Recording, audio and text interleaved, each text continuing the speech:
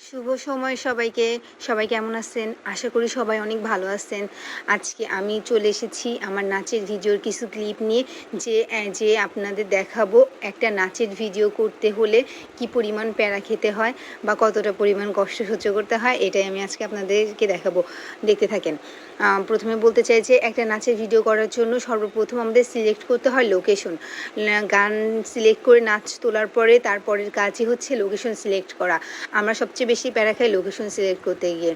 কিন্তু আমি একটা কোয়ার্টারে থাকি এবং আমার বাসার পাশে বেশ কিছু ভালো ভালো সুন্দর সুন্দর ভিউ আছে। আপনারা দেখতেই পাচ্ছেন লেকের পাশে যে ভিউগুলা, এটা সবই আমার বাসার পাশে কোয়ার্টারের মধ্যে থাকি। তো এর ভিতরেই আরও সুন্দর সুন্দর কিছু ভিউ আছে। আপনারা যদি দেখতে চান তাহলে আমি পুরোটা আপনাদের ঘুরে দেখাবো।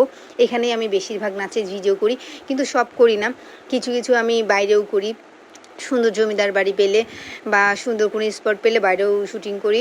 আর আমার এই শুটিংয়ের ক্ষেত্রে আমাকে সবচেয়ে বেশি সাহায্য করে আমার আম্মু সবসময় আমার সাথে থাকার চেষ্টা করে এবং পানি বক্স, সাউন্ড বক্স ধরে রাখা, গান প্লে করা, অফ করা, এই সব কিছুই দায়িত্ব থাকে আমার আম্মুর উপরে।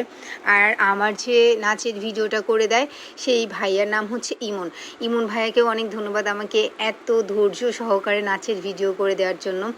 দেখতেই পাচ্ছেন আপনারা কত পরিমাণে রোদ ছিল সেদিনকে, আর অনেক পরিমাণে গরম ছিল। এত কিছু সহ্য করেও আমি নাচের ভিডিওটা কমপ্লিট করতে পেরেছি। আপনাদের কেমন লাগলো নাচের ভিডিওটা অবশ্যই জানাবেন। আমার ইউটিউব চ্যানেল ফারজানা হক মিম, ওখানেও নাচের ভিডিওটা দেওয়া আসছে, এবং আমার ফেসবুক পেজ ফারজানা হক মিম, সেমই নাম, এখানেও নাচের ভিডিওটা দেওয়া আছে। আপনাদের যেটা ভালো লাগে সেটা দেখে আসবেন, আর অবশ্যই সাবস্ক্রাইব করবেন আমার ইউটিউব চ্যানেল, আর ফলো দিবেন আমার ফেসবুক পেজ। সবাইকে অনেক অনেক ধন্যবাদ আমার সাথে থাকার জন্য, পাশে থাকার জন্য। আজকের মতো টাটা, বাই বাই।